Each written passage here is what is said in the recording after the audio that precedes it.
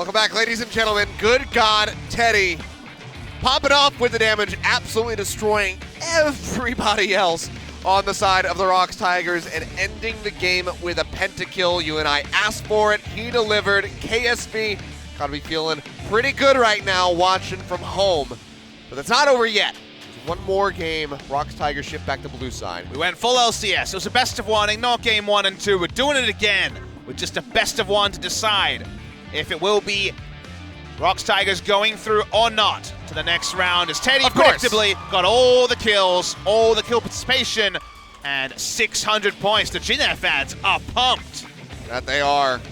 Might be closing out the regular split with one final win, while simultaneously shutting down the hopes of the enemy team. It's just really weird from the get-go, bringing out the Kalista, and then this play happened. And that's where it all began for Teddy, getting the double. Yeah, walking into the enemy jungle, and of course, Galio was going to be there. It's Galio. He came from base. They took plenty of time to execute, and then they went for the cute plays, like launching the Skarner, except he forgot the Skarner, and also, well, Skarner would have been a triple kill. So 2 kills went down, and we knew the game was over, and then people died real fast, it turned out. And from there, it was just kind of waiting for the game to end. That unenviable position as a color caster where one team has done everything wrong, and they're going to lose eventually. Yeah. And I mean, they tried desperately to get the pickup here, but as soon as they engaged, they tried to disengage. They saw the rest of Jin Air just spilling over to the bottom side of the map. They get punished for it. Oh, here we go. Take another look at it. Zaya, Teddy was waiting for his chance, but was doing just outrageous damage. Flashes for the auto through that almost killed Sangyun by accident. And from there, the pentakill achieved. The team understands that Teddy deserves a pentakill. And while the stun did not kill through the shield, the auto attack did. Teddy knows the work is still to be done. The Glad plane does fly for at least one game. The engine is started. It's warming up right now. But whether or not it's going to take to the skies, that is yet to be seen. Coaches are in the booth. We're getting ready to jump straight into this final game of the night of the regular split here at OGN. ROX Tigers now backs against the wall. They lose the momentum. Let's see if they can stabilize here as we go into game number 3. They're on blue side, and they start things off with the Galio ban.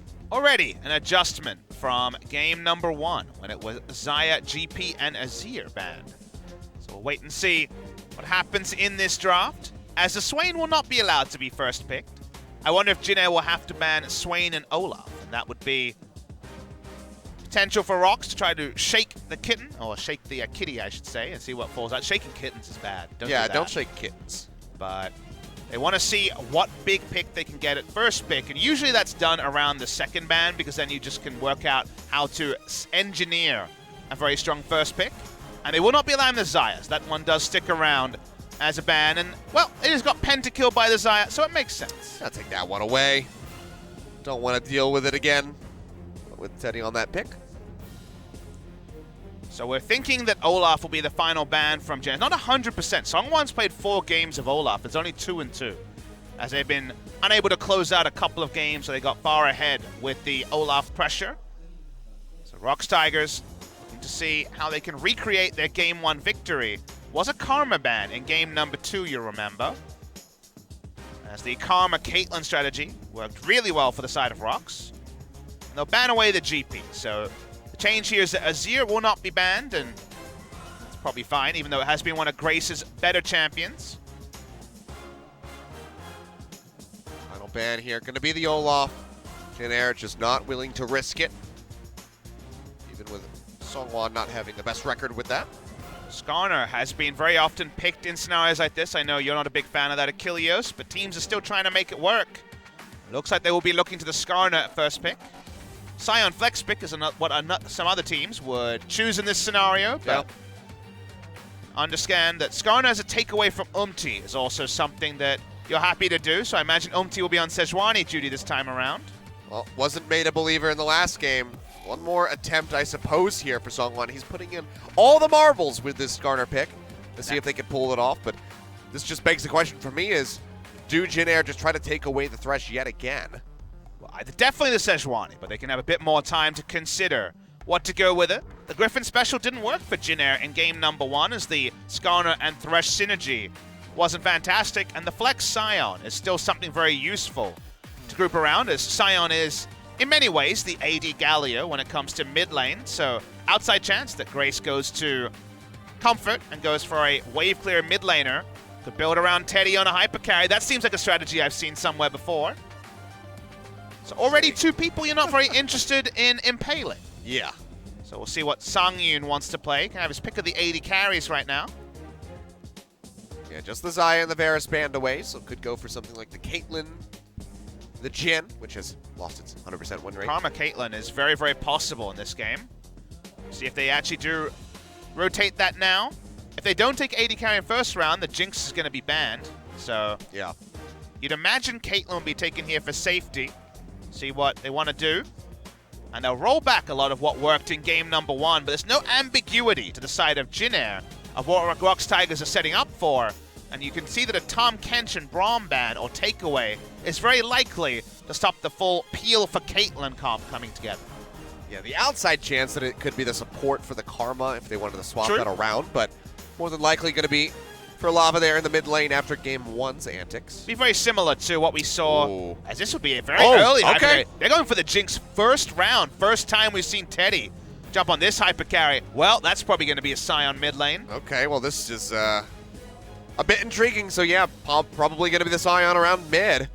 Very easily rotate down to the bottom side with the ult if need be, but I wasn't expecting this. The first round Jinx for the first time perhaps ever in the LCK. They could have waited on this, and I don't think that ROX would have banned it away because it's just not really a Teddy champion.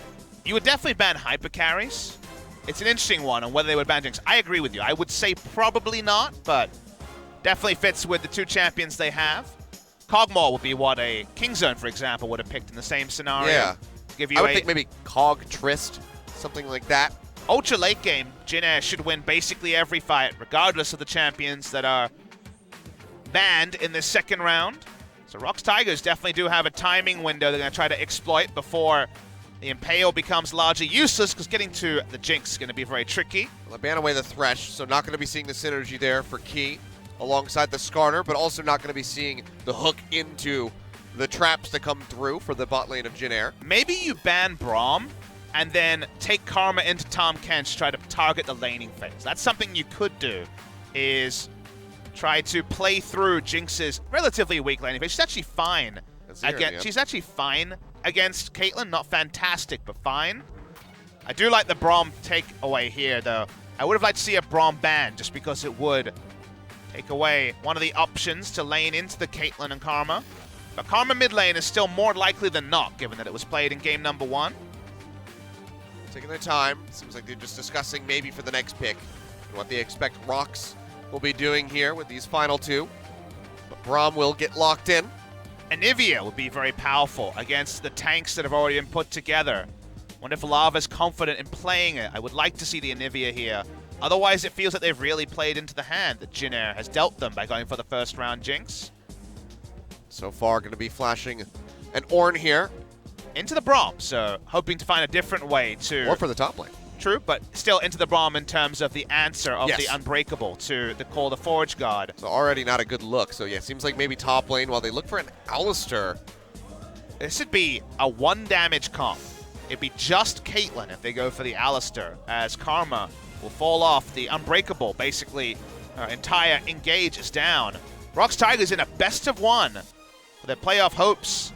And look at this. Okay. They're going to go for the Lulu. Outside chance of a Lulu mid. Yeah. Probably going to be the Karma mid, but Lulu mid played by Doinby in the LPL. We're just going Jugger on both sides. We've got a Jugger Caitlyn going on. It's going to be Lulu top with an Ornn support. But, okay, Talia, maybe just the straightforward one here for Jhin, putting that Scion up into the top lane.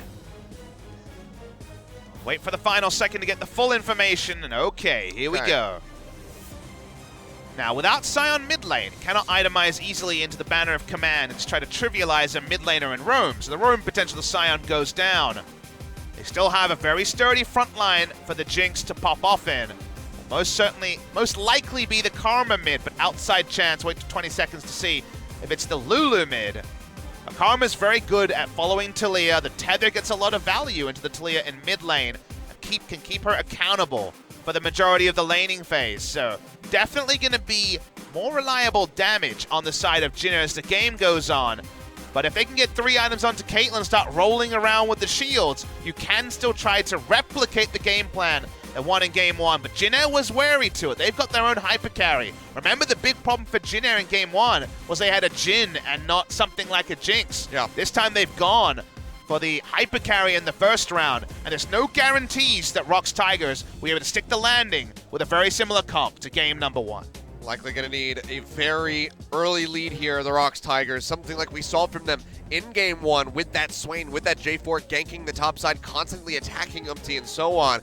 If they want to close this one out, because they're going to have to do it quickly. Like you said, Caitlyn, pretty much the sole damage for them as they go into the later side of the game versus a Jinx and a Taliyah. And ROX Tigers picked some bad fights in game number 2. You picked the wrong fight against Jinx. We all know how excited she gets, and so will the Jinner fans. The Glad plane would represent ROX Tigers out of the playoffs. Yep. Well, Teddy just came off the backside of a pentakill, now has one of the biggest hyper carries in the game. Let's see what work he can do. Let's see if he can vindicate KSV at the end of the day, or if ROX will punch their tickets into the playoffs. Let's go. Game number 3.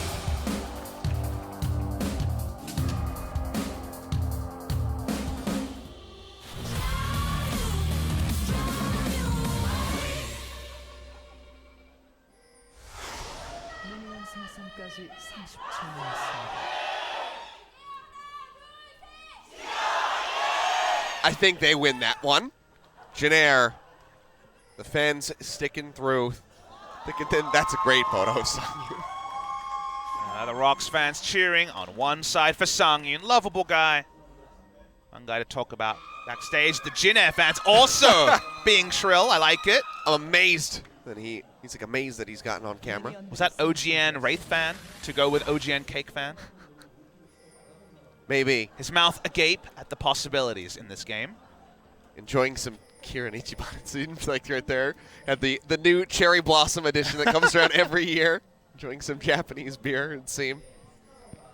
So we did get a ranged support in the end. It is going to be Kate Lulu going on in this game, as Lulu is very frustrating for Braum to deal with in the laning phase. She's also very gankable, so there's no guarantees that the Lulu will get through the laning phase scot-free.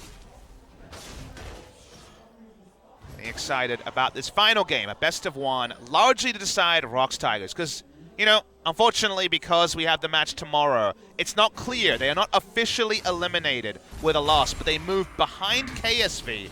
And if SKT, as expected, beat Kongnu Monster, ROX Tigers would be eliminated. So that is the full understanding of the situation ROX find themselves in. Teddy almost had 50% damage share. 12.6 CS per minute as well. Just Teddy thinks. Fantastic from him. And now his career debut on the Jinx, which we're seeing more and more of this week. Grace going for a very early roam over to get that ward now down. Lava's a very going to be waiting early for him. Q in the face. Doesn't do that much damage yet. No Gets mantra on that one. 2 rocks, and he basically trades back the same amount of damage there onto Lava.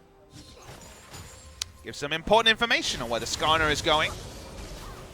Cannot be overstated. The pathing information with the long spawn retimers on the camps can be very useful. 2v2, we expect the double range Caitlyn lane to run away with bot lane, but given the lack of vision control, very gankable is Caitlyn Lulu. Things can turn around very quickly if they get that push going through. Weaver's wall down to the bottom side, and this definitely could turn on their head. Sangyun roams over, get a ward down. Umpty says, hey, how's it going? I'm just going to freeze you up real quick, but don't worry, nobody else is nearby to finish you off. So I'll just dash away. It's actually Guardian Lulu. Cool to see. I think that's the second time in the LCK we've had it. Usually associated with the melee tanks, but given that he is all about keeping Caitlyn alive, you can understand it. We'll notice no longer do they go into the spell thieves when it comes to the gold generation. It is going to be into the ancient coin because of the latest nerfs towards the AP line, and the fact that there was an extra buff. The extra movement speed can be very important for the Lulu. Also means her gold generation is the highest, the most selfish gold generation item. So the rush to the Ardent Sensor and the Zeke's Convergence will definitely be on for Keith. how early in this game will we have Ardent Sensor, Zeeks, Athenes? See? That's what I'm talking about, man. You know, it hasn't been winning recently, it's fair to say. I can understand your skepticism, but it is very strong in the mid game. It is very good at Force, and I actually really like Skarner Ornn as a duo, because as Skarner is pulling someone, the two sides of the Call of the Forge God, zone and CC, such a large area that you can just focus down on that one person, put down a trap, and it's the worst day of your life if you're being suppressed in this game. Expecting some early QSSs to come through, especially from the likes of Teddy. See how many others are going to have to build up for those.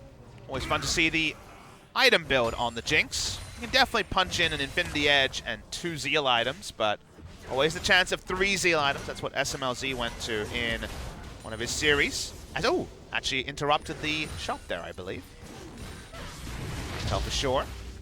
Or it could just be more standard AD carry builds. Plenty of different ways to go. Doesn't quite have the Ardent Sensor for the extra attack speed, though, so won't be as powerful as 3-item Caitlyn this game.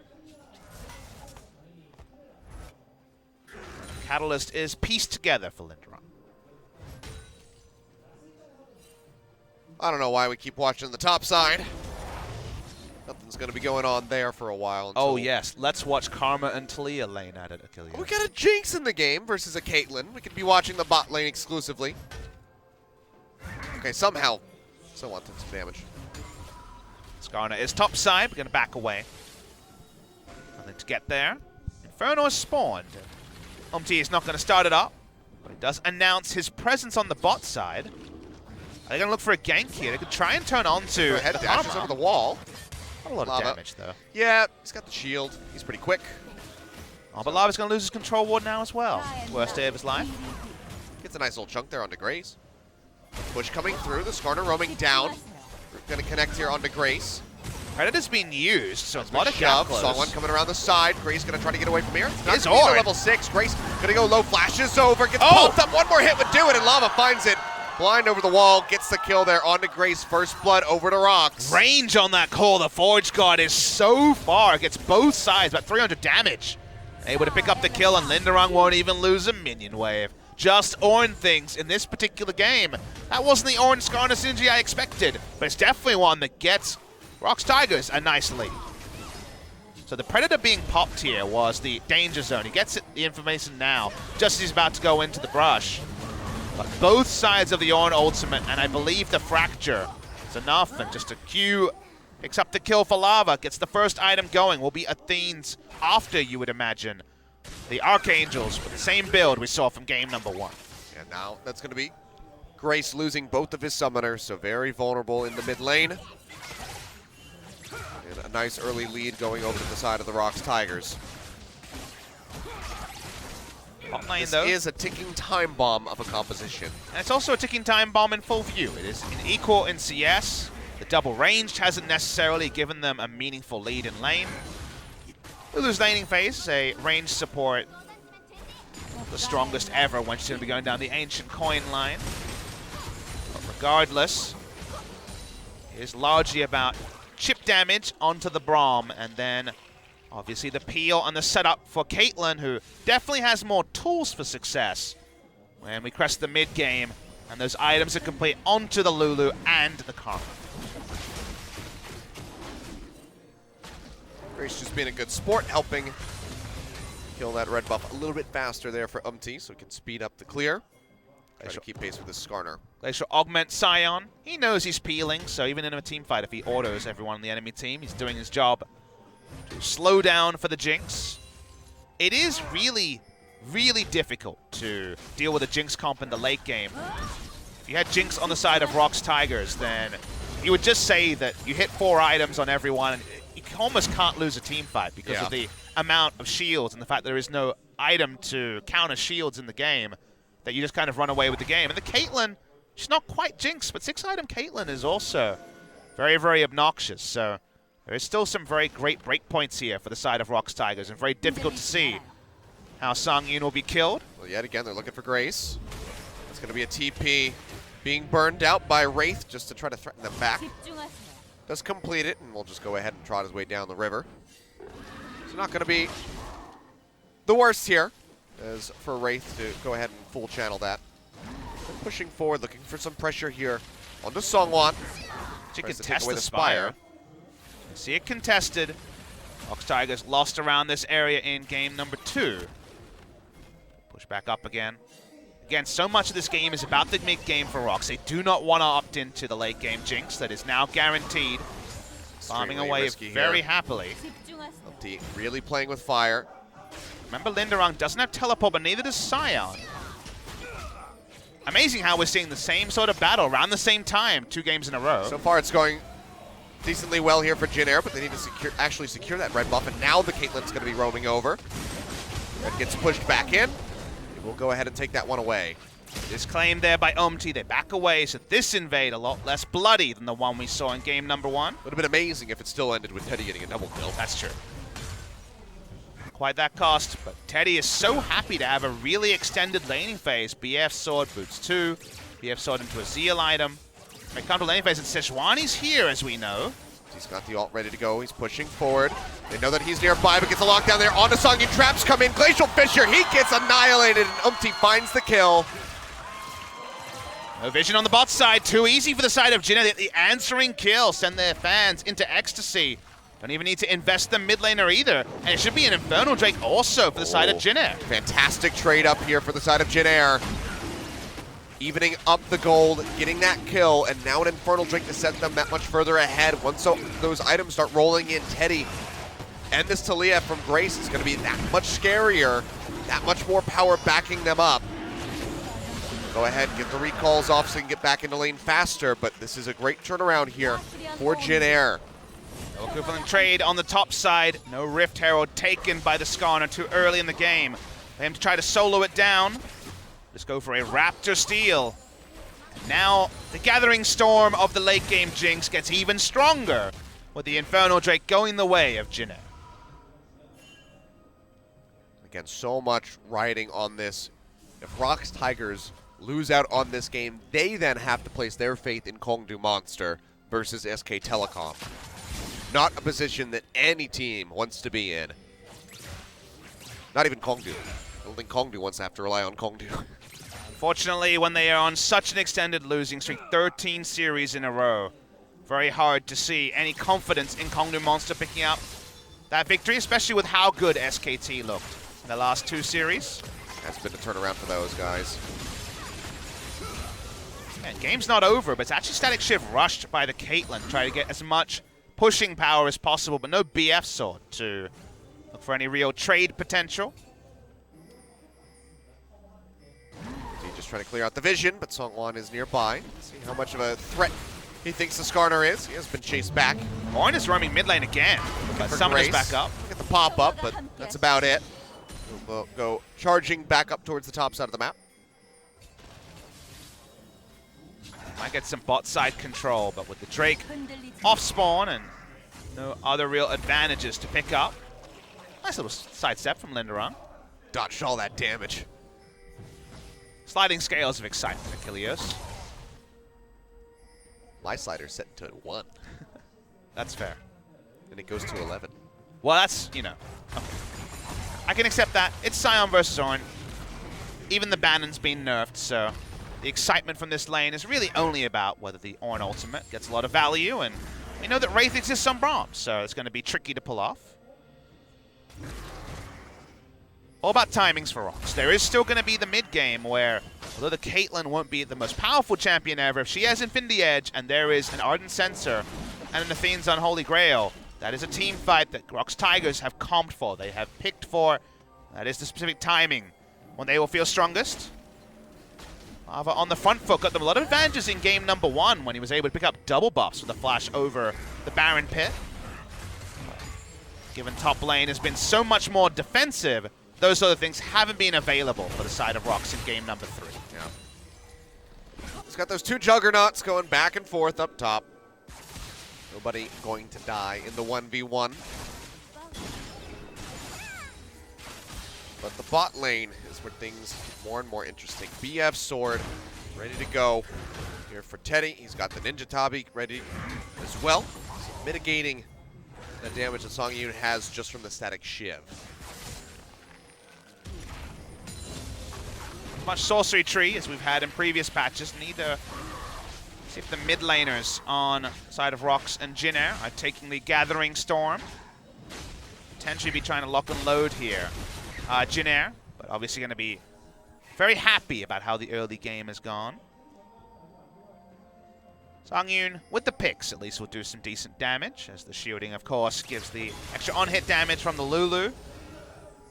But the wards are being snuck further and further up to spot a lane gank, one of the best ways to answer Aramis, but also Predator junglers like the Skarner and the Olaf. Already had a contest at the previous red buff, and we're having a do-over here by Jin Air GreenWings. Pushing in. We'll get spotted out here, and Vision just has the timer on that red buff, and Teddy and Wraith are already nearby to back him up, as is Grace, so they're really just trying to control this one. They'll push it back, Smite comes down. Gonna go the way of Jin Air again. Not gonna have it. Jin Air is perfectly happy with that. They don't want an extended fight, they just want to deny these buffs away from Songwon. No red buff. They're able to continue to relieve pressure from any of the lanes. Very, very happy for them. Bot lane continues to farm. Jinx having the ability to go situationally to longer range than the Caitlyn. Makes it hard for Caitlyn to just get a big health lead over her opponent, like she can in most traditional 1v1 lanes. Common pick we see in the LCK against Caitlyn has been the Ashe, and that is a prey favorite, of course, but the Jinx is another way to go. The draft of the early Sion Sejuani is set up for a hyper carry, and Jin Air had the confidence to lock it in early. The reward seems to be a very safe farming phase for Teddy. Oh, just going back to lane. So on the express line will Can he interrupt the back also? Oh, yes he can. Nice. Gets the stop. Decimating smash. And no real damage going to be coming off the back, but mostly just going to be the delay as he waits for the wave to come through. He's going to keep interrupting for a while. Yeah, he's going to keep trying to just be a jerk.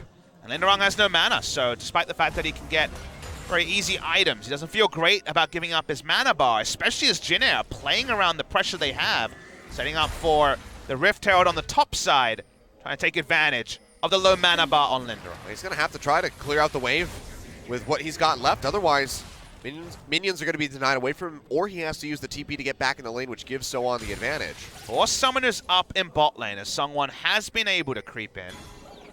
Makes his way through. Key right now just holding the wave for Songyun, so no real reason to think that something is awry here for Jin Air. They throw down a control ward. Wraith, oh, go ahead. Throws that one in, and Songwon can't get anything done. Good game sense there from the Braum. That was good game sense, because if you look at the map, there was they're just going to try to turn this one around. They're going to go ahead and lock him in. Glacial Prison into the Glacial Fissure. He finds just a wall, but he's got nowhere to go. Teddy, he finds the kill. And oh my God, what a feel-bad moment for that Skarner. Yeah, he definitely got stood upon, did the Skarner. He's dead, and that gives up another Drake. Off spawn, they've been able to get so much control on the bot side. They actually want more. They're looking for the turret. Teddy going to start shredding that one down. We'll work it to about half HP before these minions get taken out by the static shiv. But man, not afraid to hit that go button as Jin Air. And now with Songwon still dead, they will start up an Ocean Drake, their second of the game. And this may be how the season ends for ROX, with everything set up for them to make playoffs. Jin Air with nothing on the line. He's out. ROX is getting trying ready for to come something. in. TP now coming through from So On as well. Flash away comes out there from Key. Tries to keep himself alive. Ocean Drake goes over to Jin Air, who should be able to disengage, but So On is coming back in. Doesn't have the Impale, however. All the Forge God now thrown down. Tries to get the pop-up. Will find one there onto Umpty, but everybody's still cutting back with Grace. Going dangerously low. Gets the seismic shot, but Llama has the Mantra Q to take him down. So, gonna be one kill there over to the side of ROX, making it a 2-for-2, but they lose the Dragon. An answering kill, but that's all. They do not manage to pick up the Drake, of course. 2 now stacking for ROX, and they know they need more immediate gold. They need to get as much going as possible. That's why there's a teleport down by but Wraith. This could be bad. That's gonna be the traps coming through to try to keep Wraith alive, but I think he might have just given himself up. Nope. Stand behind me, takes him over to the minion wave. This turret is taking a hell of a lot of damage as ROX just tries to focus fire this one down. Teddy with the rockets wants to burn through it, but can't do it in time.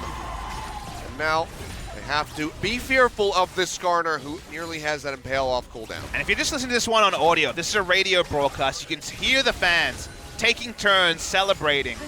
If you try to sit back and judge who that benefits, it benefits Jin Air because they have the scaling advantage in their composition. ROX Tigers picking up the turret gold is important, because they want to hit their items as early as possible. Very early power spike for Lava, who is going to be going for the same build, Ardent Sensor, after the Athene's Unholy Grail. Caitlyn needs the Infinity Edge, and that's where ROX Tigers do everything they can to fight, because that's where it's best for ROX. Now ROX Tigers, they bring themselves back into a very slight lead with that first brick, keeping things competitive. But as you say, Jin Air with the scaling, they would like for this lead to be so much larger than it is. It's pretty satisfying when you roll through and clear the wave and put down a banner and leave. One fell swoop, and he's just like, all right, my work is done. This is the guy who knows his exact sandwich order, can say it somehow in one sentence, and then just leaves. It's like, yep, that's what I wanted, thanks, bye. Yeah. I like the decisive play. Well done, So-On. He's going bot lane because, of course, the Orin has already entered there, and now Karma has to deal with this. No fun for the Karma. How many autos does it take? It's like 5. Well, thankfully it was chunked out from the Karma perspective. It already took some damage. Otherwise, it would have been much, much more than that. But now maybe looking for the pinch here onto the top side. Lava going to get wrapped around on. Here comes the lockdown. Flashes away. Won't get hit by the zap. Weaver's Wall, however, canceled in the end. They shove him back away from the turret, which should be able to be taken here by Jin Air. Really important that he lived. They also have now inside track on the mid lane. That's why the Tlio wall was cancelled. Went all the way back instantly. Jin Air out of position for this. And Songwon trying to stop them from getting there. They're zipping their way in, but they're getting quite a bit of damage through. How many turret shots can they tank? They decide only a few. They will back away. Even with all the shielding that's available, Songyun doesn't want to stick around for too long. Damn, look at how much they've invested in Songyun. They have a rush on the Mikhails of all items. Yeah. That's not a redemption for the team. That's a Mikhails for one person only, so that Caitlyn can stand in the front. Well, it should result in them maybe getting this turret. Here comes a charge. So-On going to get interrupted there by Songwon, but they pop him up. Wild Growth comes through, but it doesn't even matter. Teddy gets the kill. He gets excited. Call the Forge God comes down.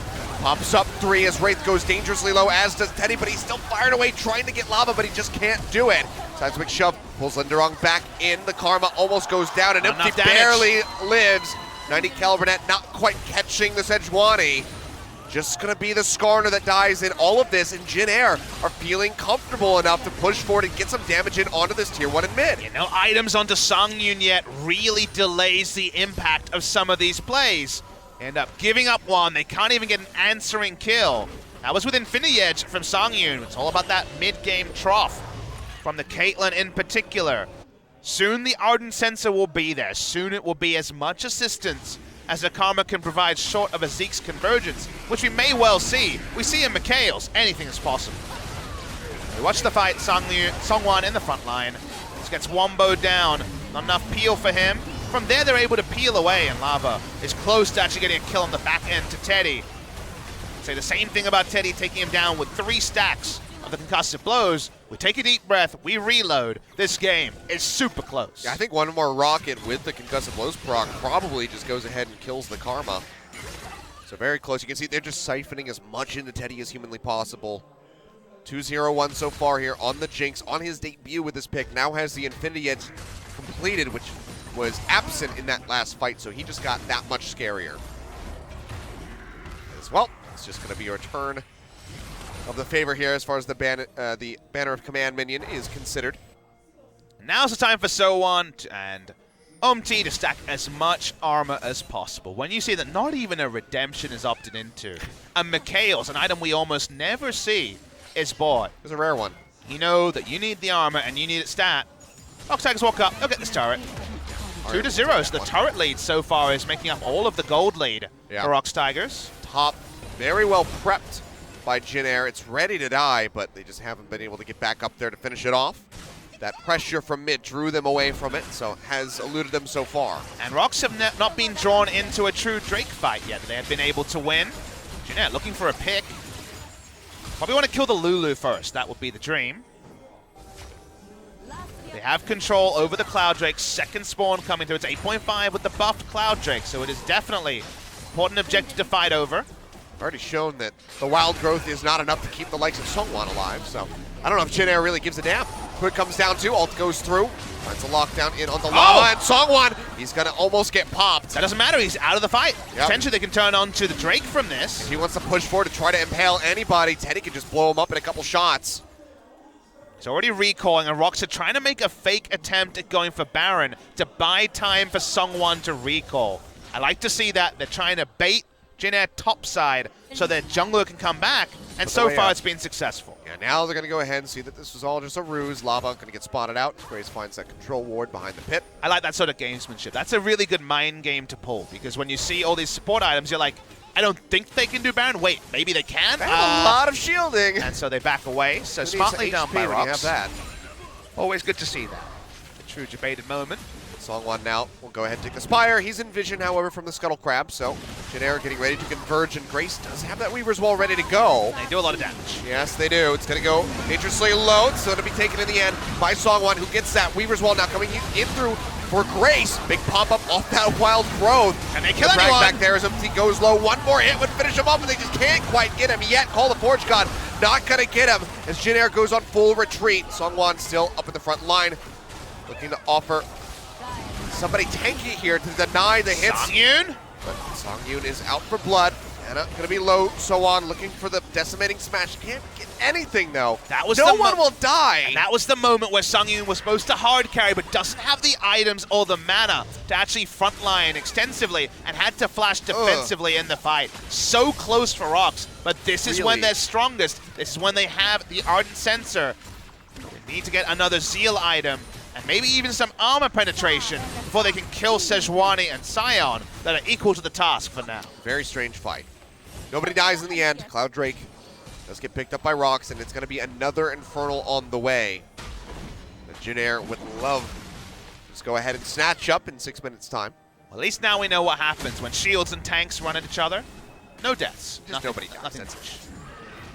And there's the last Whisper, so actually going to delay going for a second attack speed item. Does have the Ardent Sensor, so there is a bit of attack speed there to allow him to cheat a little bit. Yeah. But that's a 3-item Teddy, who situationally will actually be doing more damage than what Songyun is able to. Went for safeties, didn't go Hurricane, which we do see onto the Jinx pretty frequently, using the rocket range. Shifting that one up, going for the rapid fire cannon. Charge coming through, looking for Songwon yet again. Songyun split away. They'll lock him down, they'll get the pop up. He is just getting melted through everything that they throw in. The Wild Growth getting it, not enough as Teddy finds the first kill of the fight. Now it's going to be another one as Empty takes out Linderong. Jin Air GreenWings are doing it. They get two, and now they're looking at Baron. Of course they should be. They split away the AD carry and support. You cannot play that way. It's the wrong formation from ROX. But the Sion ultimate caused disarray, and Songyun being out of position should mean Baron to ROX to Jin Air GreenWings. Baron going low. They're trying to poke out where they can. Lava going to get locked up by the Chompers, and a big deny there on that Monster Q. Means that there's no chance at a steal. The Baron goes to Jin Air 27 minutes into this game, and they can use it to finally take a turret. What a wild series. So much standing gold for Jin Air to pick up that will actually grow the gold lead. And right now is only 1,700. Really big positioning mistakes from ROX, and very opportunistic from Sowon to drift in and completely separate away Songwon. The Skarner curse you referred to may in fact be real. We're going to see the replay here. Watch what happens. Remember, everything is set up for Songyun to be safe in the front line, the back line, whichever line. But he walks away, and then Braum, Sion, and Sejuani are beefy tanks, and there's nothing the AD carry can do. Basically, the front line is surrendered at the altar to Jin Air as Teddy ravages the front line. Yeah, it's great angle there on the Unbreakable as well. Everybody piling in behind it. Wraith just blocking any damage that was trying to push through. Wonderfully done. Jin Air pushing on several fronts here. We'll get that turret in mid as they claim the gold lead yet again for themselves. ROX Tigers. Salon is just chunking out Songyun, who is also taking a considerable amount of damage from that Banner of Command minion. The Baron, now that the Baron buff is there as well. They cheat forward and try to threaten him. He's just gonna go for a quick little ride. Says, thanks for stopping by. I'm out. Shouts cowards as he does it. The gold lead now crests 5,000. This comp from ROX only works one way. They can only be the super best friends in a line as 5. Being split, friendship ending has allowed Jin Air to pick up so many turrets. They had 0 just a minute ago. This is one of those moments where I really wish we had a live camera on KSV, watching in the back room or watching from home, just seeing their reaction. Picture in picture on the bottom side of the screen. Achilles, if they were smart, they would have turned it off after game one. They would have been, yep, this is exactly what I expected.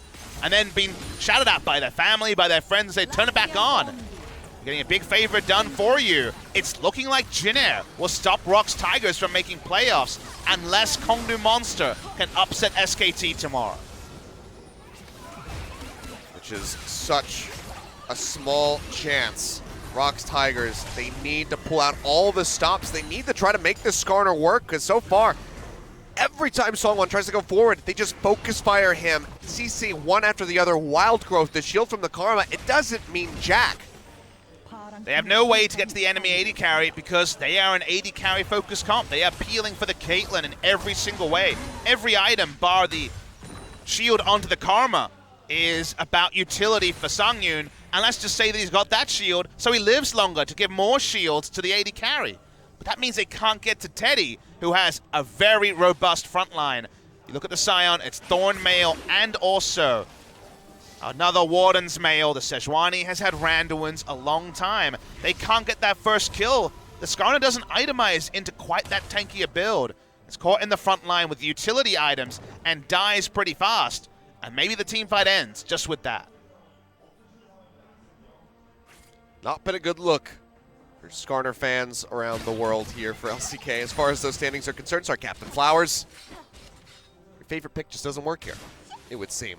Seems to have been found out. Overtime was very powerful at the start. The team's getting better and better at playing against it. And every team that prized at this series has been on the losing side. Very, very hard for Key to walk up. He dies to a gust of wind. AP John are going to take him out with a one-shot. Oh, moving forward, control wards come down. D. Going to be up here in the front. Zap comes down. It's Songyun in the chin, but he's going to be all right. They finally get a red buff. And look, there is a lot of damage onto the Caitlyn, but there's more on the Jinx. A second Infernal as well. 16% now. 24% if they can pick up the first Elder Dragon. Jinx's laning being so clean into Caitlyn is something that I'm sure teams during the gauntlet are going to be looking at. The Caitlyn meta, we were screaming for Caitlyn, for Jinx ever since Deft, you know, buff came through, and Deft, one of the most famous Jinx players, probably the most famous Jinx player. Didn't go for it. Hasn't played it yet, but there's still time. Eddie didn't go for it at the time. Now he's playing it to a T. The knock up there as they try to break the turret. Quite a bit of damage in onto it. But they lose the wave. Wave clear here from the ROX Tigers is pretty much their one saving grace at the moment without a Baron buff on JAG. I hear some laughs. I hear some happiness. JAG in full control of this game. You're correct in that it's very hard to get into ROX space, but the reverse is true. It's very hard for ROX to get out of their base and actually impact the map in a meaningful way. Second Baron spawning in a minute 50. A third Zeal item. He is going for the triple Zeal item onto the Jinx rather than any sort of armor penetration. It's the build you see, because if you get that first kill, and you know that first kill will be Skarner, the moment Skarner dies, we're talking crazy amounts of attack speed with triple Zeal item and the 130% onto the Q. Teddy ready to decide this game alone. ROX will wonder if they've already been outscaled. Teddy's like, you guys got some shields, check out mine. I got an overshield coming through from this nice little bloodthirster. Who needs a Mikhails or a QSS when you got damage and healing, says screw Teddy. It. Not necessary. Songyun trying to poke them out. Front line coming through. Songyun takes a lot of damage as a Skarner, or rather the Scion just charges right in. Songyun already out of the fight. Lava nearly taken down as well by the Rockets. Linderong is desperately trying to escape, but he cannot. Grace finds the killing blow in JAG. Are going to be barreling down the mid lane, looking for an inhibitor in the base of the ROX Tigers. Songyun can't frontline against this team. It's too much damage. They're pushing in. Like you said, they're going to try and tank it up. The minion wave is still far away. That will slow down the game, but one frontliner is down. He was the only one with real armor. This other one is a fake frontliner, let me tell you. Wait to watch the crits here from Teddy. Weaver's Wall coming in from the side. Great angle by Grace. It's Key and Songyun stuck. He'll jump over the wall with a 90 caliber net, but now It's an inhibitor exposed here in the mid lane. They're just going to go ahead and push back and look for the Baron. No need to be greedy. Back away. You're still so confident in your comp as the game goes on. Caitlyn comp has been shown not to work. Worked in game 1 because of the great play around topside by Linderong and Songwon. Lava was also opportunistic in that game. This was more passive. The Jinx eventually farmed her way to 420 CS. That's a bit on the nose. But also, plenty of items. The Hurricane will come out this game. Attack speed cap will be uncapped. And a 2,400 gold lead for Teddy. Nothing else. Teddy is blazing trails right now with this Jinx. Setting up a path for Jin Air to find victory. And you know what the greatest irony? Guide KSV back in. You know what the greatest irony is about ROX Tigers in this game? How did they get all their wins in 2017 summer when they were not one of our best teams? Either Sangyun carries or we lose. This season, it's all been about everyone stepping up. Linderong, Songwon, Lava, they've all had carry performances, and yet when it came to the decisive game, they put everything into it, and it's going to be turned against them. Yet again, the lockdown coming back through here onto Linderong, the pop, the wild growth in onto the Ornn, but he can't do anything, can't even catch the backside of that call, the Forge God, just has to let it go. No knockups to be had, but does survive this round.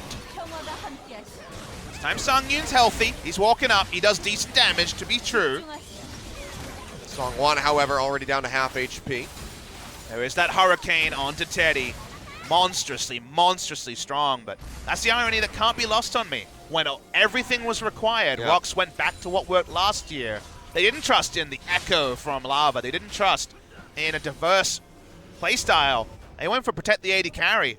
And honestly, Jin Air have Teddy, and they're actually wearing the Protect the AD carry comp even better. It's 100% crit from the Jinx. She is outrageously strong. I mean, they're just basically taking bullets for Teddy. They're not really staying alive themselves. They're not being the front line. They're just being bodies that can be claimed by the side of Jin Air while Sangyun heads for the hills. He's an item ahead as well. Remember, there's still a Doran shield onto the Caitlyn. Yeah.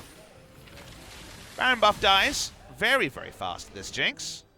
They're sitting on a ward. Would love to clear that one out, but they don't have any sweepers. That's another control. He takes a laughable amount of damage and just heals it straight back up. Even gets the overshield from one rocket. Tense stuff around the stadium. Baron, second Baron will be started soon. Okay, now started. Weaver's Wall to just guarantee it. Nice cutoff. They'd have to flash this one. Baron turning down now to half HP. TP coming through from the Ornn on the bottom side. And Baron has been claimed. Linderong will continue the channel. So clean. All the Forge God ready to go. They're going to push forward. They burst him? They get that impale down here and onto him. Polymorph comes through, die? and so on. Goes low, but it's not before Songwon gets taken down. Teddy! Now he turns it back. Double kill going through Key. One more hit would finish him off. Ultimate not quite enough. He's flashing in. Teddy wants blood. Or charging forward, rather. Wants a bit more than that. They lose so on, but he's got TP. They can easily take down this inhibitor. The wave is prepped and bought. They tried to focus down the Scion, but he comes back and he's still in the front line through the zombie, and they might try to end the game. They're looking forward right now. Hits going through. Gets a couple shots off onto the turret, but overall, Jin Air, they don't want to throw this away. They do want to take the measured approach. Wave's going to get cleared out here in bot, so likely just going to be the one inhibitor for now, but they're rotating over and the Elder Dragon has spawned. And there's no way for ROX Tigers to be in position for that. Songwon will be dead until now, so they will get the Elder, 24% AD and AP. Another little chunk of damage onto the Jinx, who will now be around 446 AD, if you don't mind. And Sangyun's already kind of given up on the damage race, Achilles. He actually went for a Guardian Angel. You know, if you die once, you're dying a second time, Caitlyn. Yeah, don't think you're going to be getting away from that one, but we'll go ahead and take a look at the replay around Baron. The best case scenario of the Weaver's Wall is this 8-second stun and stop them from getting a Baron. And ROX say, if we can burst Scion, maybe we can do this. They bring in the trap line as well, so you understand what they're trying to do. But unfortunately, the Jinx gets excited, as you would expect, because there's no health onto the front line. And she has more damage than the Caitlyn does. They're in full turret defense mode. They are looking completely to delay the game. No map control at all. The Guardian Angel isn't going to help them. The Gathering Storm proc, when it comes at 40 minutes, will be one for the Jinx as well. Elder Dragon buff outrageous how much damage Teddy will be doing. Yeah, a minute and 30 just about on both of these buffs as they continue to push forward. Looking to break the turret here in the top side, but moving away from them at the moment. So slight reprieve there for the ROX Tigers. But need to just try to deny a fight. The trap line will buy them some time. And the siege will be slow. It needs to be rocket launcher autos or a turret dive. And turret dive is probably the one way to actually have this game turned against them. Grace will bring up everything else, but needs to auto that one down. Help with the minions. Should be able to get it rather quickly. The rest of Jin is remaining up top. You can see the wave clear is still going to be strong for ROX. To what end is kind of the question you ask. Does mean that Jin are wasting their stacked buffs. They're not going to be able to fight with Elder and Baron, which will time out roughly the same, about 10 to 11 seconds offset. I mean, just compare the front lines of Kilios. It's double Randuin's Thornmail, Knight's Vow, and a Chain Vest to just oh, well, here we go. A little bit of armor, and now they're looking for this third turret. Now Weaver's Wall comes through. Songyun has to hop out of there yet again. Takes a couple hits. Call the Forge God coming through, but it's going to be blocked by the Unbreakable. Nicely done there by Wraith.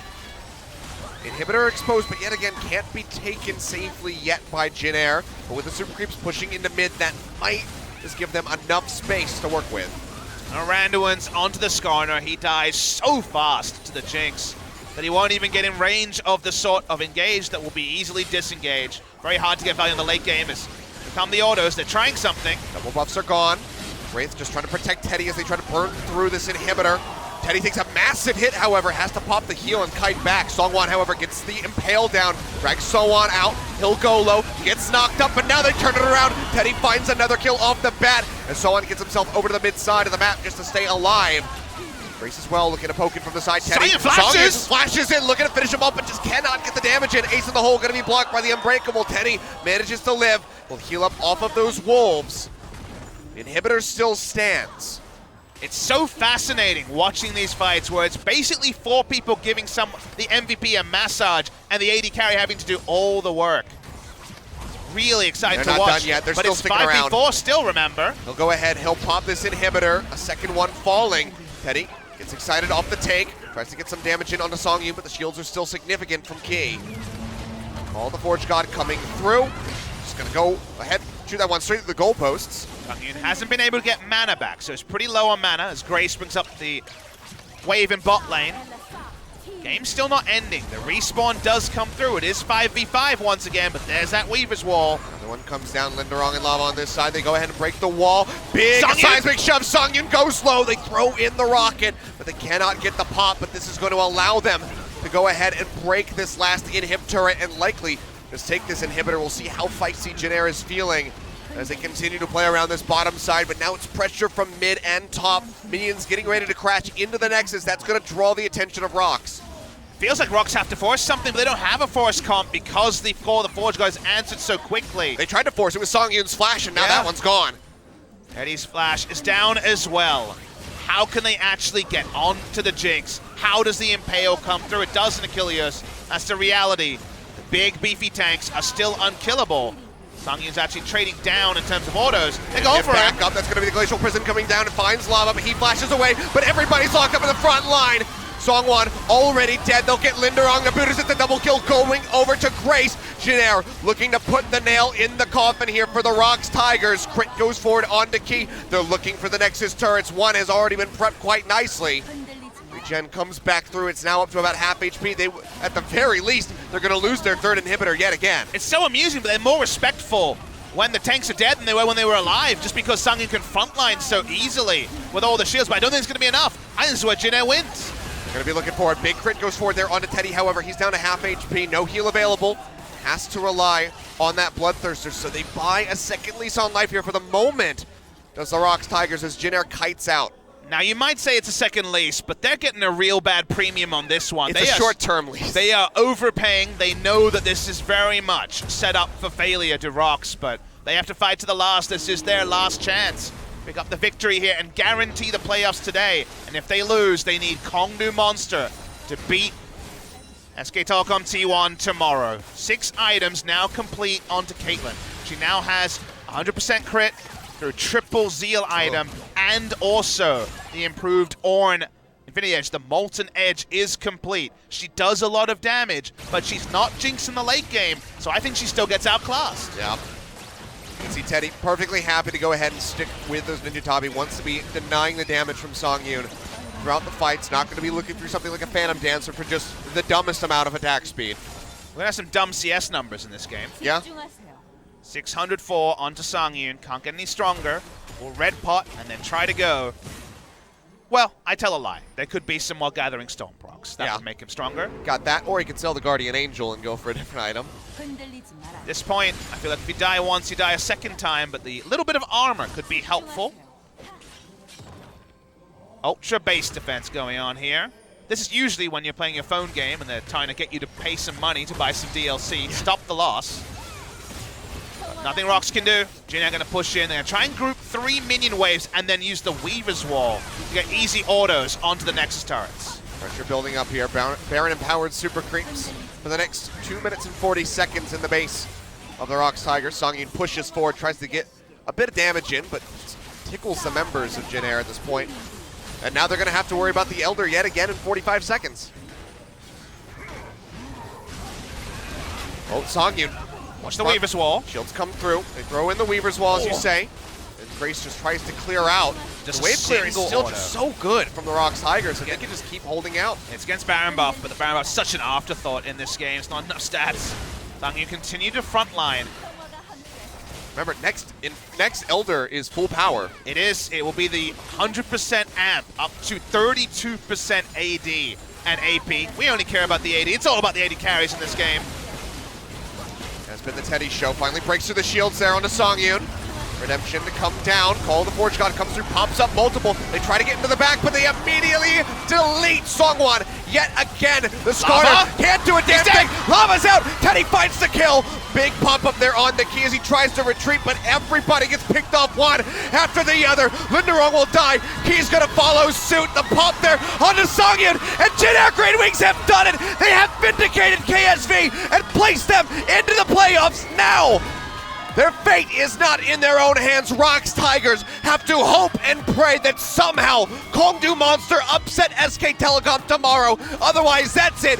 They're done. Goodbye. We'll see you in summer. Achilles, the irony is that Jin Air were the team with nothing to play for. The only thing on their back were the hopes of KSV, and they have done KSV a big favor. KSV versus SKT is now the most likely first match of the playoff. 1 week from today, we may have a rematch of the World Finals as the first match of the Gauntlet, unless the ultimate upset. This is up there, but if Kongdu Monster turn around a 14-match losing streak and then go on to win, that would be an even greater tale, a tall one. But if you told me at the start of today that KSV would almost beat Kingzone, and then we would see the ROX Tigers be taken down by Jin Air, I can't even put the words together. I can't even string it. It was that unlikely. Man is what you would have said, but they pull it off. And what an absolutely bonkers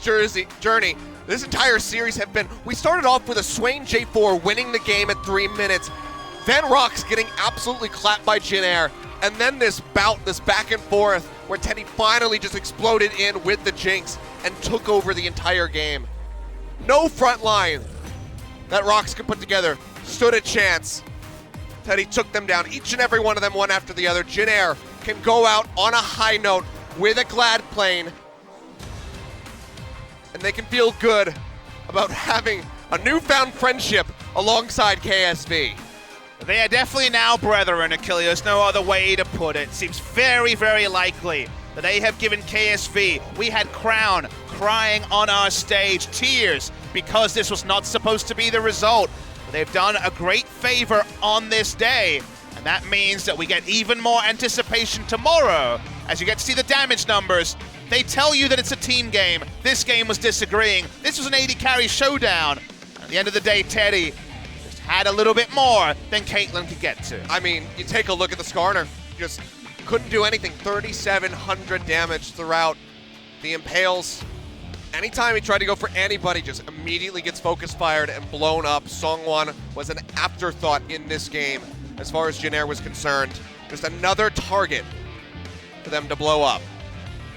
Amazing game, amazing series. We had 6 games today, which was unlikely given that we thought we knew going into the day what to expect. I mean, I think you'd have to say that we had 2 excellent games that should go onto the list of what games to watch. But how cruel were the twists and turns? This was definitely the scripted day where we had KSV take a game off Kingzone, almost beat them in a series. And then ROX Tigers thinking, oh, job's done, we're ready to go, we're gonna beat Jin Air. Jin Air rolled over against Kingzone a few days ago, and then they beat ROX Tigers, and now suddenly it's all set up for tomorrow. And for a lot of people, that will be the expectation of the simple SKT 2-0. If Kongdu Monster win game 1, I think the world might explode. I don't know what to expect anymore. I am not a betting man. I'm certainly not gonna start this weekend, but Teddy, yet again, well-deserved, 700 points. As he earns another MVP, 8-0 and 7, deathless in both of his games. He's pretty good. It turns out Teddy is a pretty good AD carry. He makes top 5. I'm sure it's a 7 or 8 way tie. We're gonna watch the replays as taking down Sang-yoon in the early game was an ominous thing for the Jinx that we knew would outscale as the game went on, and the Weaver's Wall usage from Grace should also be complimented. Songwon, the saddest Scorpion ever, getting squished by the cruel hands of fate. And then honestly, Songwon was basically a bot the rest of the game. He could do nothing. There's nothing a Skarner can do against ultra frontline. Couldn't peel, couldn't engage. He actually clicked R on Jinx in the last fight. It didn't matter. Yeah. He died instantly as he attempted to do that. No role for a Skarner goes on, and you have to feel like Skarner priority, which already was on the wane, is going down. Yeah, I think that just given the recent track record, it's something that people will likely start straying away from. The Skarner, about as effective as the Callista. ROX Tigers will wonder about game 2. There were so many conventional ways they could go on forward, but they did it the ROX way. They played the Callista, that's the most played for Sang-yoon, but then the execution let them down. That game was decided early. They left it all to a best of 1, and best of 1s are fickle. We don't get a lot of them in the LCK, but the best of 1 ended up being for all the marbles. And ROX Tigers, this team, that came out of nowhere, Achilles. They came from the bottom. They were expected to be bottom 2 for lots, big swaths of the season. Looked like they would be a playoffs team, and now the most unlikely of results is the only way they make it into playoffs. Now they are all but eliminated and are left to have a long off season of what if. Plenty of time to think about what could have been had this game, had this series just gone a bit differently. Congratulations to Teddy, by the way, because he goes into a 4-way tie in for 5th place alongside such names as Depth, Smeb, Bang. Now OGN needs to live correspondence to someone telling Crown and giving him a big hug about this result. That's what I'm saying. I would love to see it on camera. Honestly, Crown, he might have tears in his eyes still, but I think they would be tears of joy this time around. I think relief is the word you're looking for. Joy, that too. Maybe he'll process that over time. A little bit of both, I suppose, but so just to let you guys know, what this means is that KSV is in playoffs. KSV has made it. ROX Tigers are below KSV. The only way ROX Tigers can make playoffs is if SKT wins. So that is already settled. And SKT with a 2-0, they can actually jump to 4th place. If SKT lose, you mean? If ROX SKT Tigers win, they can jump to 4th place. Ah, I see. Oh, okay. I see what you're... Sorry. I was misunderstanding. My bad. You're the analyst. I won't correct you. Anyway, let's go over to Joel to have our final interview of the regular split here at OGN. So Joel, take it away. Thank you very much, guys. This is Joel with your last interview translation at OGN for the regular season. And we're going to be hearing from the kind of the last winners of what we're going to be seeing from OGN. It's going to be Jin Air GreenWings flying the Glad plane for the very last time once again for the regular season. Very last game for you guys, and a spectacular win. Couldn't have come at a better time. How do you guys feel? It was the last game, I should say, and we wanted to end it on a good note, and just getting that W on the board feels very good. Feels great.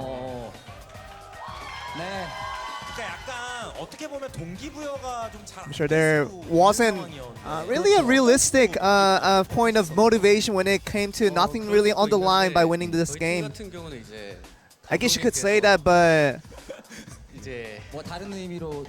for our team, since it was the last game, we wanted to just kind of transfer over to the next season, and And also, you know, with winning this game, I'm sure, you know, things will be a little bit better in regarding the team morale for our team.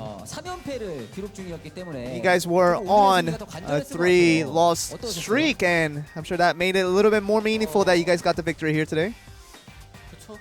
Definitely does. And what did the coach say before the game started? And during the practice, he was a little more strict when it came to the practices compared to usual.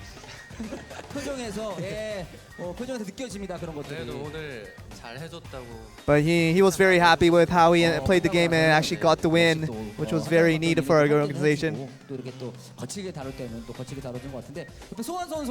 Gonna have a talk with Sohan as well. It was just a bloodbath all over this entire series. You know, I'm really happy for my teammates who played extremely well.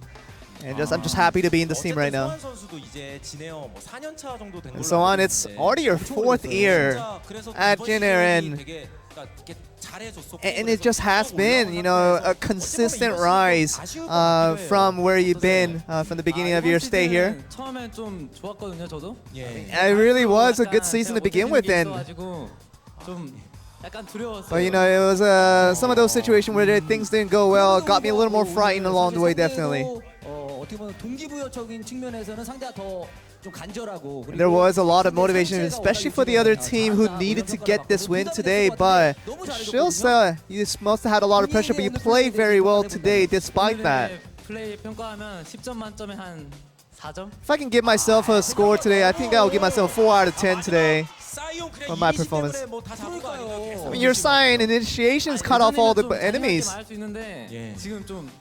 You know, I would like to be confident if this was back in a few months ago, but I'm feeling a little down now to be sure. Let's give him a lot of good applause to get him right back up. Also, talk with Grace as well. You know, whenever we do see him, just full of confidence. But how do you feel about the games today? The head coach always told us that the last game is the most important, and just putting on the kind of the last impression onto the fans with this last game was important for us, and that really motivated us to put on a good show to make sure and get the victory today. Getting the victory is nice, but you know, thinking about the season and kind of reflecting back on what we played throughout the season. But I think we could have, at instances, played a little bit harder and practiced a little bit harder, and all these things are little regrets that kind of combine into, you know, what we kind of see ourselves in the end of the season here. I'm sure you guys still, it's very important that you guys see that now in this present time of what has not been done in the past, but you know, especially with Grace here, it really was just a lot of professionalism. And you know, when you talk about very much a new player in this league, and how was it, you know, going throughout the season? You know, I feel like I could act a little more like a rookie in my behaviors. But in the next season, I'll try to kind of go back to my rookie status a little bit, try to kind of support my teammates a little bit better. 형들 좀 이렇게 맞춰주고 기분도 맞춰주고 뭐 이런 것들. 여기 지금 레이스 선수가 살짝 당황하는 것 같아요. Rafe seemed a little startled by that comment, but you know, I'm the youngin in this team, and I want to give all the affection and love to all my teammates here, to give them all the support. So we'll talk with Justice as well. Player that, you know, has definitely worked just as hard as the other players in the team here. I didn't think I would be sitting here right now, but I wish I would have played a little more to contribute more to the team, but I feel sorry about that part. But I want to just work harder so that next season maybe I can make a difference. And you did have a big experience throughout the split, though, after instance. But looking back at the season, how do you feel? What has been the most disappointing thing for you? 시작 전에는 분명히 폼이 되게 괜찮은데 You know, before the season began, my form was looking really good. But as soon as the season began, my form kind of dipped a little bit. I had a hard time picking right back up. So, you know, not being able to do it until the end of the season was kind of a disappointment for myself. Of course, that makes the summer season a little more exciting for you. But any kind of expectation of yourself heading into the summer split? 롤 모델은 아닌데 꼭 붙어서 이기고 싶은 상대 한 명 있긴 해요. But I have a guy that I want to beat. 고성이가 이제 또 BDD is someone I want to face in the summer split when that time comes. Last time around, it didn't work so well when I faced around him, but I want to get a fair chance against him next time around. Hats off to that one. Would you like to say something to him right now while you have a chance? 기다려라. Wait for me, BDD. I'm coming right at you. Should have asked for his phone number. Hoping for a good summer split from Justice as well, but let's move on to the next player. A little bit for Teddy, you know, getting the pentakill, just a routine exercise for you, and everything about this split was definitely a success for you personally. How do you feel about the season overall now? I feel like I always could have played better, and the kind of the win-loss, kind of the ratio of our team is a little more saddening than anything. And there has been a lot of kind of a bloody, you know, back and forth fights, especially with Jenner versus other team. Do you remember a specific game throughout the split? I remember the kind of the third set was kind of important, you know, where we extended it over to the kind of the longest game ever. Something that comes to mind. And you did pick up your second pentakill of the season. Not many players will be able to do that. I think I'm a little bit of piggy in that instance, picking up those pentakills. And of course the teammates helped me get it, so feeding me is a little bit of a fun fast for me. It just seems like, you know, Teddy and Generic has been synonymized a little bit to kind of you being representing the team in the right way. But, you know, looking throughout the season, how was that overall? You know, I'll try to be a better player always, and but you know, people say I'm the leader, but we do have different leaders in our team. And just right now, you know, even though he doesn't put up the damage, you can just do all the utility roles that makes our team look really good. 안 그는 척하면서 약간 좀 한듯은 네. 어쨌든 테디 선수가 오늘 또 3세트에서 어떻게 보면 상대가 노골적으로 with Teddy, and you know, 쪽으로 좀 힘을 you guys did put a lot of power into the ADC role in Game 3. Wasn't that a lot of pressure being held with so much responsibility? You know, giving away Karma, we said that, you know, we would just get me in and just say everybody's gonna act as my shield, and it wasn't really much of a pressure when there's a kind of fun incitement like that. And I felt like our composition was a little bit better in the team composition against team fights, so didn't feel any pressure on that one. Yeah, I'm sure you're awaiting this interview very much. Round of applause for him as well. Looking through the season now, how do you feel?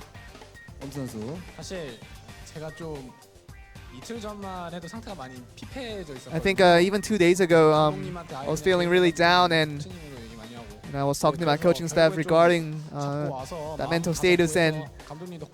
But I think the coaches really helped me out with my mentality and just allowed me to win the game today.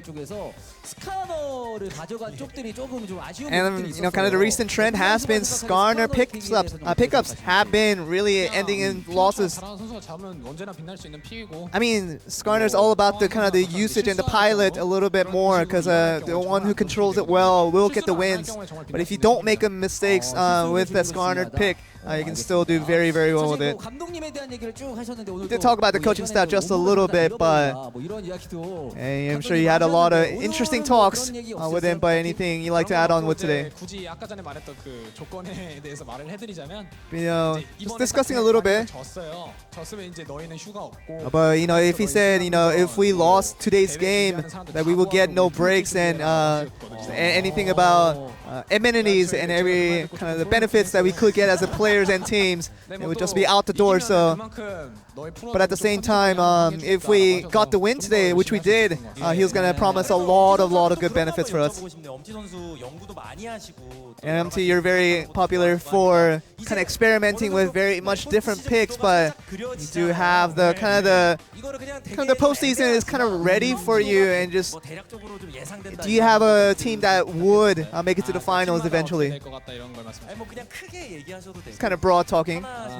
사실 이번 메타가 어느 하나가 삐끗하면 정말 가는 메타거든요. And this meta is really risky in the fact that just one big mistake and you can ruin a team overall. So KT and Kingzone, they're not in the safe zone quite yet. 칸형 불안하던데. 네, 엄지 선수도 지금 좀 불안해 보여요. 네, 갈것 같아요. 저도 갈것 같아요. But I think I can make a falter as well. So if I make the wrong prediction, 안티팬 아닙니다. 죄송합니다.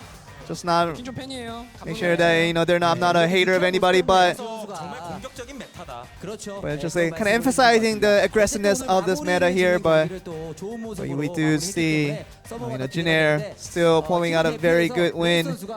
Would you like to say anything to the fans, especially a fan? Just a comment of gratitude and a little appreciation here and there. 스프링 시즌 동안 뭐 아쉬운 모습도 Spring split has been a mix of disappointments, and we have shown good points as well. But we always thank the fans for supporting us. We're gonna return in summer to make sure to show you better plays and better players as a team overall. That has been Junior GreenWings picking up the last win of the last game of the split. That will be the end of the interview. I'm going to toss it back to you guys. Thank you very much, Joel, for the translation, as always. And all split long. Wonderful to hear from the Junior GreenWings in high spirits after that victory. Their opponents, not so much. KSV watching from home. Relief and joy combined. Certainly came crashing back down to earth, did the ROX Tigers, after a wonderful season and a great Game 1.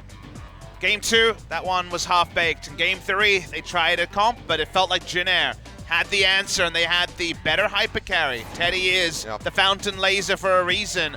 That means that KSV is guaranteed top 5. They will fall to 5th if SKT is able to win, though, as if SKT pick up the victory, they already have the head-to-head over KSV, so 2-1 or 2-0 SK Telecom T1 after a season they would want to forget.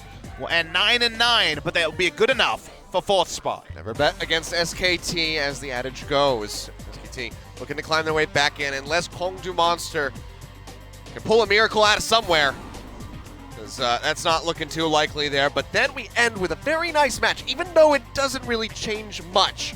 It could be a precursor to our playoffs with KT going up against the Afrika Freaks. It's also the sort of game where strange things can happen. You can pull out picks that you don't expect. You go for the mind games also. Hide things for playoffs. It's the sort of thing where I remember in previous season we had a lot of mind games where teams that didn't play champions would play them just to show, hey, we also play Zillion mid and other things. And just to confirm how our playoffs work, guys, Saturday, a week from next today, Saturday will be KSV versus likely SK Telecom, potentially ROX Tigers, and from there, winner on Wednesday plays KT, the winner the following Sunday plays Afrika, then over in Busan at the Sajik Gymnasium, be a best of 5 for that spotted MSI and the LCK Spring 2018 crown. We know Kingzone will be there, but will it be SKT, KSV, KT rolls to Afrika, or ROX Tigers facing them? That's the glory of the gauntlet. In 4 matches, we'll find out. Yeah, so a week for these teams to go ahead, brood over, go back, review, figure out what the next picks are going to be, figure out what to go for instead of the Skarner, because it's apparently bad. There's plenty of time to think about it. But one thing that I think needs no thinking about it is that the KSV players from now on, if they're going to travel to somewhere, if they're going to go to JAG, if they're going to go to Busan, if they want to jump over to Japan, they're going to be flying Jinair.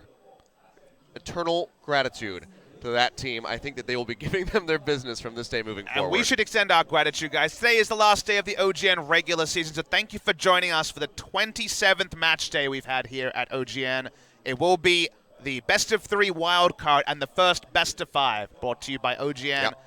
In 1 week from today, that will all start. Tomorrow, Spo TV, the last day of the regular season. Will SKT finally come in heavy favorites and take down Kongdu? Isn't it amazing that a week from today, we're expecting SKT versus KSV.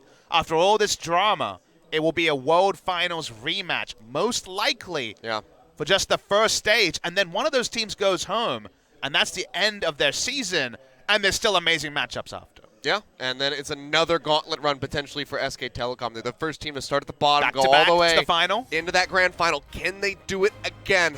Well, we're going to find out if they can make it into that wild card match tomorrow. We'll be back here with more OG and LCK a week from today. So guys, enjoy your break. Watch the games tomorrow with Papa and Valdez. We'll see you right back here on Saturday.